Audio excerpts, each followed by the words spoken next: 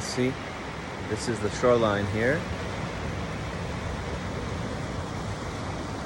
Curves all the way around. See, now one of the most beautiful things that I like about coming to practice yoga on the beach itself is that sand has a very pliable texture. The idea is that you have to warm up your body before you can experience a yoga posture in its complete transformational aspect.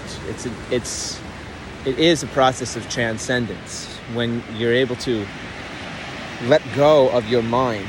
The body itself can hold a certain stability for your mind if you can make it capable of becoming steady. That's what the posture really ultimately has to be. It has to be steady. And it's all simply a process of intertwining the different type of subtle and gross energies that exist in our world around us. So here at the beach, we have different types of sand. See, this is the sand that's right very close to the water. Has a more firmer grip. Now, if I were to put my feet in the water right over here, see right here, I'm at the very shoreline itself. Water's coming over my feet. Now my feet are slipping into the sand, slipping down, because the water is creating a much more pliable surface. So no, that right there, that's 3 different types of surface areas. So if you just think practically, your weight, your body weight is very much a factor in how your muscle and tension and the release of all of the, different types of parts of your physical body to become warmed up. Because unless your body is warmed up, unless you have the energy flowing to all parts of your body, your yoga is just going to be exercise. It's just going to be stretching muscles. It's not going to be the transformational process wherein your higher and lower parts of yourself are all interconnecting and creating a new and better version of yourself. This is really what ancient yogis who practiced sitting in one posture still with their hand above their head for hours, days, months, even years, sometimes holding a stone. They were completely connected to the presence of the Paramatma in the heart. That means that when you can actually understand your relationship between the spirit that is within you and the matter that you're dwelling in, this world, this is all matter. This is all capable of transformation. The water itself can become steam and clouds and can rain down again. Every single part of existence, including the physical body, is subject to becoming transformed and developing into higher and newer stages of growth, evolution.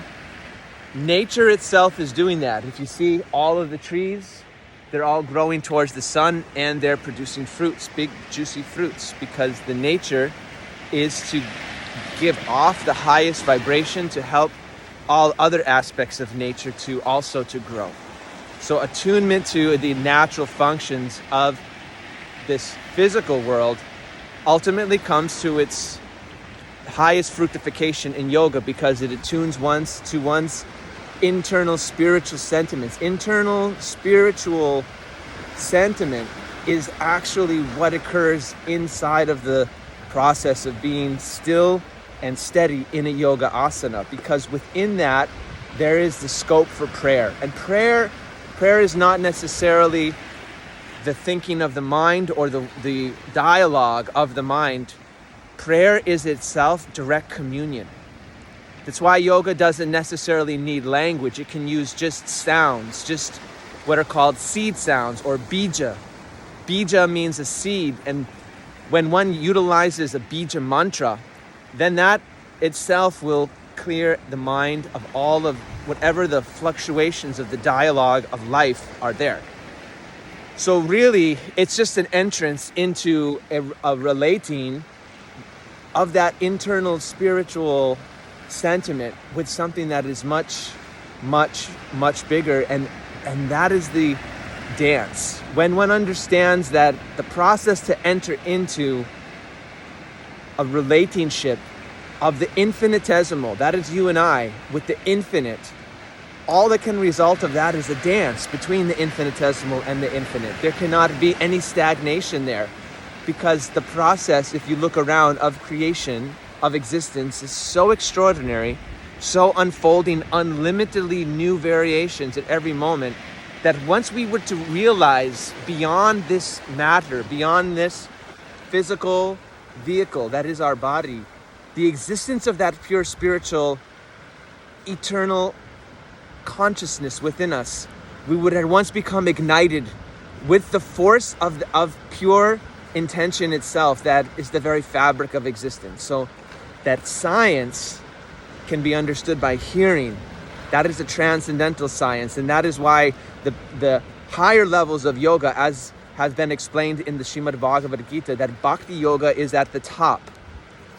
Karma Yoga and Jnana Yoga are the foundation, and Bhakti Yoga is above all of them, which is a direct relationship of the individual self with the Supreme Self in the sentiments that connect the highest possible good, the highest natural development of the self. That is why those that say that there is not a person, God, that there is not a form or a shape to relate to, but just an impersonal feature, a void, or an infinite light, cannot understand the dance is the perfection of Bhakti Yoga, because they'll not be unfolding their own unique individual relationship with another individual. See, unless one realizes that the Supreme is a supreme dancer, one won't have an inclination to proceed on the path of Bhakti all the way until one reaches the state where one's own eternal ecstatic dancer, of the soul's nature is of an eternal ecstatic dancer,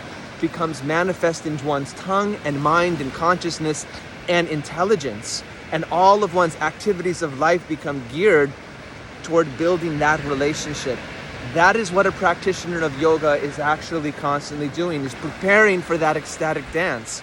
And all of the activities that are done with the body, the speech, the mind, they're all have to become favorable to the sentiments of the soul. That's why the guidance of the spiritual master is the key that allows one to access this divinity. So understand this through the sacred teachings and writings that have come through all of the spiritual masters. And you can subscribe to my Patreon channel. And then if you wish to be a monthly supporter, you can receive the publication in which this science is expressed through me, through my direct instruction that I received from Srila Narayana Goswamiji, my Guru Pada Parama, who initiated me in 2002, gave me the instruction to be always writing in 2004. He's fulfilled my desire to know him internally through the pen. And these words that I send out monthly through a magazine are his gift to you to understand him. His teachings have brought me to see that Bhakti is the supreme treasury. And when you can understand that every dance, every step moves you closer and closer towards the feeling of your heart of eternal, infinite unity, that is the place of transcending death. That is not that this physical body won't die, but the consciousness will never be afraid or thinking about that identification that death means the end to my existence. Only if we identify with those things of this world will that consciousness pervade, and constantly we will be stuck in that framework. Thus, death will become a very great dilemma for us. But understanding the soul identity, when one has heard directly from the Supreme Personality, every day is an opportunity to step more and more into that special, unique relationship through practice and ultimately through dance, through creating the deepest relationship called Sambandha that can only be itself the foundation for a genuine spiritual practitioner to practice Bhakti Yoga. In its reality, without understanding that foundation of that relationship beyond the body, Yoga will only be external and will only be temporary, and the fruits will not bestow the highest benediction of immortality. When the soul's nature of the perfect spiritual dancer has become fully manifest, one can take birth in a place where one's every single day is an eternal ecstatic dance with the beloved, the supreme being. But that being is not just there in that world, it is here in this world, in the heart of all living entities. But to awaken to that, that is the process, that is the secret. That is why we come to the beach, to the shore of the ocean, and why we listen to the transcendental sounds to take us higher, where we can reach for those divine transcendental fruits that are there. It only takes this much time, even in your life. If you experience it just once, it may be enough to give you the taste.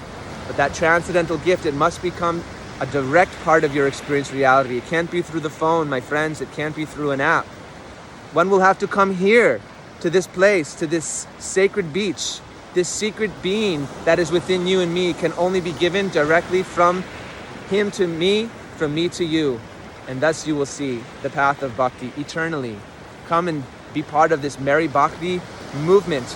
Chant and move your body. It is that simple. What you chant and how you chant and all of that is a science though, and you'll need some friends to help you discover all of the treasures and secrets that are there along the way. So I hope that you reach out, that you come to Kauai, that you contact me through kauai.guru, and that you set up a spiritual tour, a sacred beach adventure, and you really enter into the deepest part of what makes you a human being, your eternal spiritual self, that transcendental deity that is in me. It's in you as well, my friends. Come and see. I hope to see you on the beaches of Kauai. Sing with me, dance with me, share the bhakti practice, share the practice of the healing arts. Sri Nagar, meaning the divine dance. He, meaning healing, and he, the divine potency who has come through Narayan Goswami, who gave me this transcendental knowledge and the pen which I write. Even if you want to see just daily a glimpse of that reality that he showed me, subscribe to my Patreon. Even for just $1, you can have a darshan of what he gave me as we proclaim it eternally in our kunja here in Kauai, where we celebrate him, Narayan Goswami, eternally through the practices of pure bhakti, which he gave me. Check out my blog page on kauai.guru for some more information about this beautiful place here that we call home. Jai, Srila Gurudeva ki jai.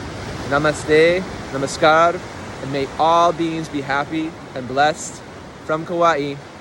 Sending you much affection and love coming from my spiritual master. This channel is dedicated to the Amnaya Vani, to the Radhakund Acharya Srila Bhaktivedanta Muni Swamiji. He's given me a divine light in which to share with thee.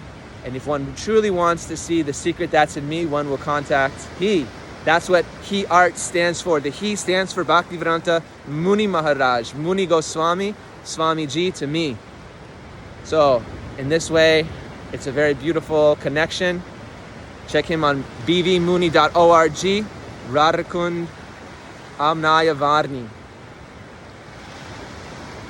Bless all beings that be, and connect and listen to him on Kata Amrita 108 on your YouTube. Blessed be, and hope to see you in the healing frequency of Swamiji. Haribo.